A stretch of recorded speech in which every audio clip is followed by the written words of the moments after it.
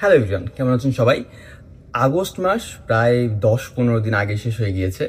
যদিও সেপ্টেম্বর মাসের 1/3 শেষ, তো আগস্ট মাসের বইয়ের টোটাল আপডেটটা বা আগস্ট রিড আপডেট এটা আসলে দেওয়ার সুযোগ হয়ে ওঠে নাই। তো ভাবলাম যে এটার আগস্ট মাসের যে কি কি বই পড়ছি সেটা নিয়ে যদি একটু আলোচনা করা যেতে পারে। তো আমি নর্মালি মান্থলি বইয়ের আপডেট দিই না, তার কারণ আমার সাধারণত প্রতি মাসে যে অনেক ভালো অ্যামাউন্টের বই পড়া হয় ব্যাপারটা এরকম না। একাডেমিক কিছু প্রেশার থাকে বা অন্যান্য কাজ মিলাই নিয়ে দেখা যায় যে কোনো কোনো মাসে বই অনেক কম পড়েছি, আবার এরকমও দেখা যায় যে কোনো কোনো মাসে বই অনেক বেশি পড়েছি। তো সবকিছু মিলাই নিয়ে আগস্ট মাসে সামহাও অনেকগুলো বেশি বই পড়তে পেরেছিলাম। যেমন আগস্ট মাসের আগের যে 7 মাস, সেই 7 মাসের টোটাল আমি হিসাব করে দেখলাম যে 18টা বই পড়েছি এবং আগস্ট মাসেই 12 বা 13টার মতো বই পড়তে পেরেছিলাম। একাডেমিক প্রেশার কম ছিল, পরীক্ষা খুব একটা ছিল না, সবকিছু মিলাই নিয়ে। তো এই ভিডিওতে আগস্ট মাসে কি কি বই পড়েছি সবগুলো বই নিয়ে ছোট্ট করে একটু আলোচনা করবো। ভিডিওটা একটু লং হতে পারে, শেষ পর্যন্ত থাকবেন। সবার প্রথমে আগস্ট মাসে যে বইটা পড়া শেষ করেছিলাম সেটা হচ্ছে লেফটেন্যান্ট বাক সিরিজের প্রথম বই, দ্য রাইট হ্যান্ড অফ আমন, লরেন হানির লেখা। এই বইটা অনুবাদ করেছেন ফুয়াদ আল ফিদা। তো এই বইটা নিয়ে সেপারেট একটা ভিডিও করেছিলাম। এই বইয়ের দুইটা ভালো দিক হচ্ছে মিশরের যেই মিথোলজি, ওই মিথোলজিটাকে সাইডে রেখে ফিকশনাল একটা গল্প দাঁড় করানো হয়েছে। মানে এখানে আপনি মিশরের যে আপনার মিথোলজি জানতেই হবে এই বইটা পড়তে, ব্যাপারটা এরকম না, এবং একটু ডিফারেন্ট দিকে। আর এইটার আরেকটা ব্যাপার ভালো, যেটা আমার কাছে সবচেয়ে পছন্দ হয়েছে, সেটা হচ্ছে এই বইয়ের শুরুতে চরিত্রগুলোর একটা সুন্দর করে নাম বলা হয়েছে। তো এই বইটা মোটামুটি হচ্ছে মিথোলজিক্যাল ফিকশন বলতে পারেন, যদিও মিথের ব্যাপার খুব একটা ছিল না। মিথোলজিক্যাল ফিকশন না বলে এটাকে ইজিপশিয়ান ফিকশন বা হচ্ছে হিস্ট্রিক্যাল ফিকশন বলেই বোধহয় বেটার হবে। আর এরপরে যে বইটা পড়েছি সেটা একটু প্রকৃতির দিকে গল্পটা চলে যায়, সেটা হচ্ছে জ্যাক লন্ডনের লেখা হোয়াইট ফ্যাং।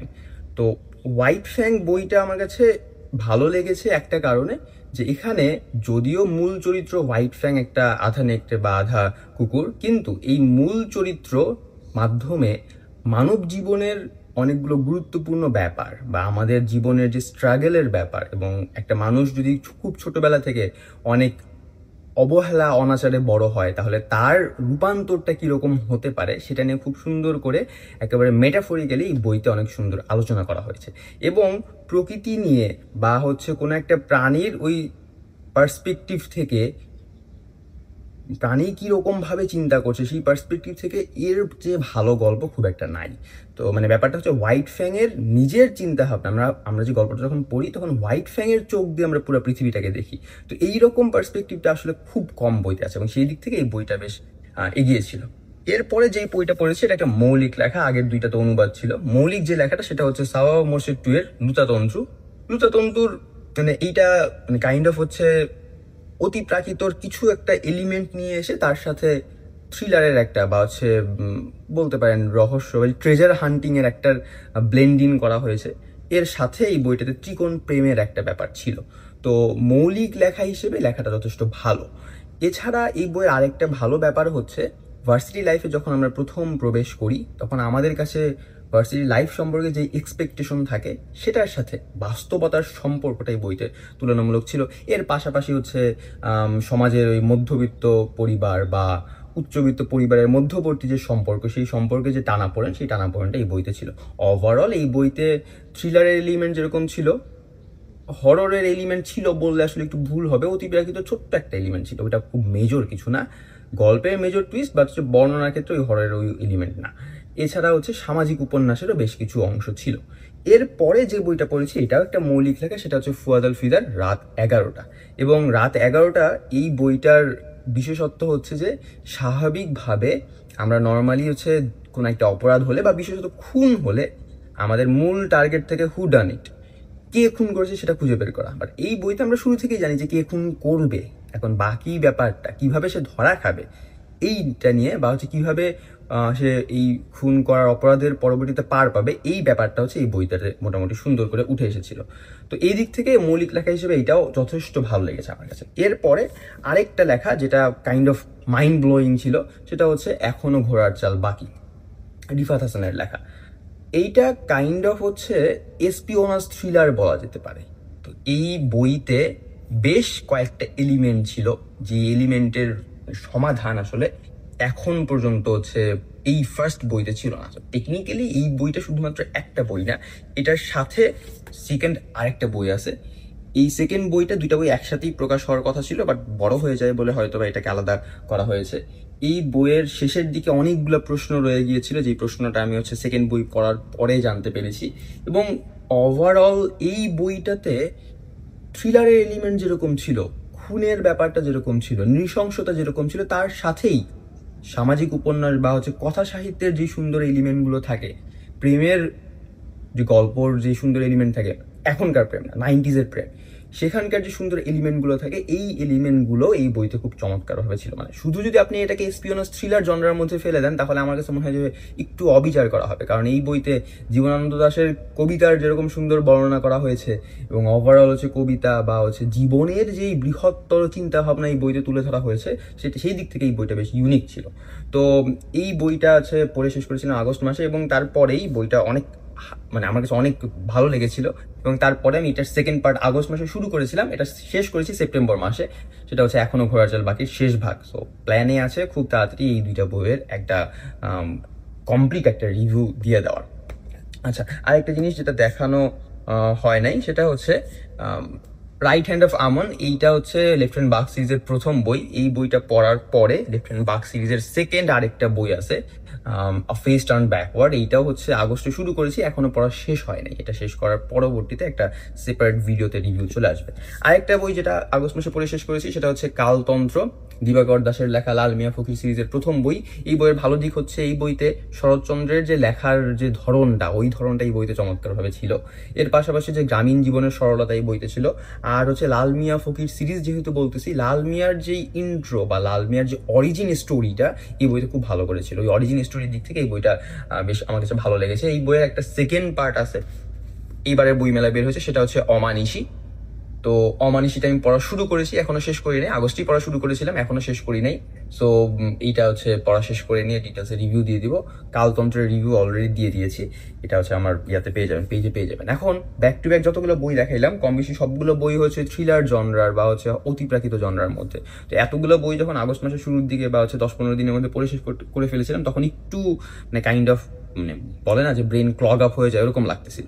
তারপরে যেটা করলাম, ছায়াবিথি, হুমায়ুন আহমেদের একটা বই, একটা উপন্যাস। এই উপন্যাসটা তখন পড়লাম, এবং হুমায়ুন আহমেদের লেখা যারা পড়েন এবং হুমায়ুন আহমেদের লেখার ফ্যান যারা, তারা খুব ভালো করেই বুঝবে যে ছায়াবিথি এইটা হুমায়ুন আহমেদের লেখার মধ্য থেকে একটু অন্যরকম। এবং এই লেখাটা পড়েও কাইন্ড অফ আমার একটা ফ্রেন্ড বলতেছিল যে এই লেখাটা পড়ে কাইন্ড অফ তার নাকি মাথা হ্যাং হয়ে গেছে। মানে মূল কথা যে অনেকগুলো বই পড়ার পরে এই বইটা পড়ে নিয়ে ওই যে জনরার দিকে বই পড়তেছিলাম, সেখান থেকে কাইন্ড অফ একটু স্কেপ হয়েছে।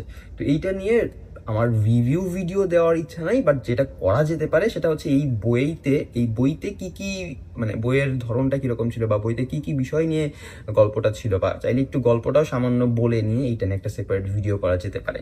রিভিউ ভিডিও না, মূল টার্গেট থাকবে বইটা নিয়ে একটু স্মৃতিচারণা করা। যারা বইটা পড়েছেন তারা খুব ভালো করে রিলেট করতে পারবেন। আচ্ছা, এরপরে এবার সদ্য মাত্র এই 2-3 মাসের মধ্যে প্রকাশিত হয় একটা বই পড়ে শেষ করেছি, সেটা স্ট্রেঞ্জ পিকচার্স। এইটার আমি রিভিউ ভিডিও খুব তাড়াতাড়ি দিয়ে দিব। স্ট্রেঞ্জ পিকচার্স কাইন্ড অফ মাথা ঘুরায় দেওয়ার মতো একটা বই। নর্মালি কি হয়, ধরেন এইরকম সিরিয়ালে 1, 2, 3, 4, 5, 6, 7, 8 এইরকম সিরিয়ালে কোনো একটা ঘটনা ঘটতেছে। এই ঘটনাটাকে যদি আমি ঘটনার সিরিয়ালটা এলোমেলো করে দিই, উল্টাপাল্টা র্যান্ডমলি এলোমেলো করে দিয়ে 1, তারপরে আমার আস্তে আস্তে 10, তারপরে 2, তারপরে ধরেন 8, তারপরে 5, তারপরে 7, এরকম ঘটনা যেরকম ভাবে ঘটছে, সেই ঘটনার সিরিয়ালটাকে যদি আমরা পুরোটা এলোমেলো করে দিই, র্যান্ডমলি উল্টাপাল্টা করে দিই, এবং চরিত্রগুলোর নামকে যদি আমরা ডিফারেন্ট চরিত্রের নামে দিই, তাহলে যেরকম একটা প্যাচ লাগে, স্ট্রেঞ্জ পিকচার্স গল্পটাতে এরকম প্যাচ ছিল।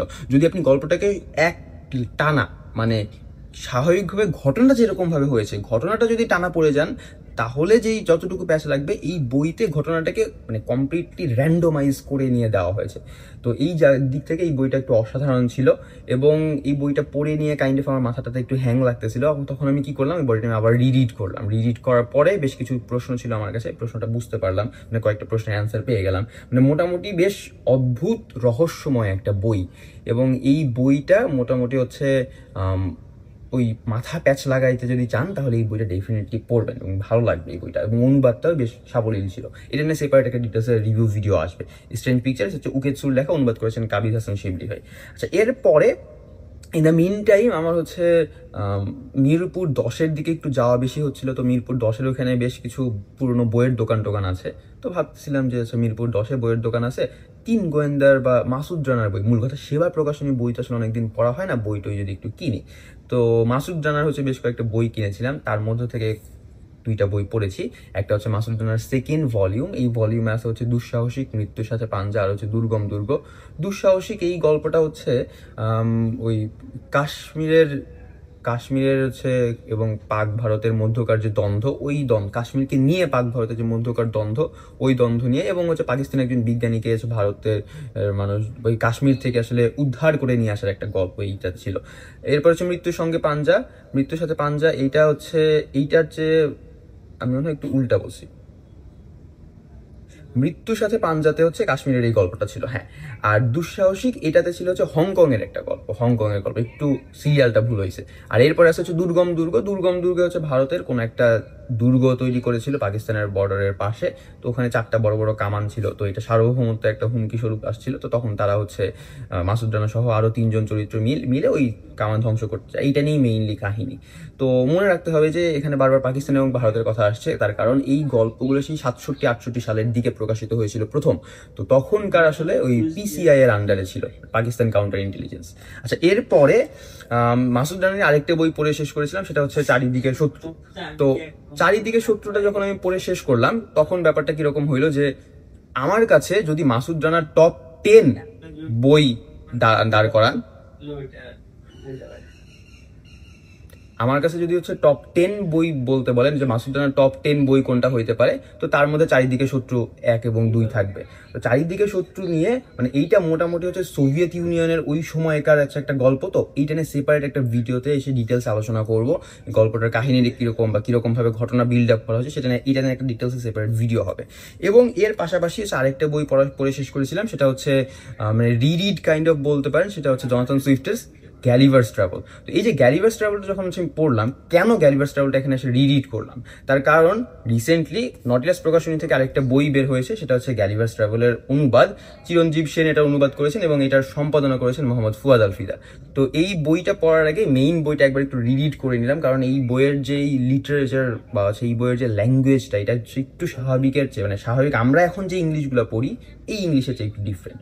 তো এই জন্য এটা একটু রিড করলাম, এবং ফিউচারে এখন শুরু করি নাই, এইটা নিয়ে এটা পড়া শেষ করে ডিটেলসে সেপারেট ভিডিও করবো।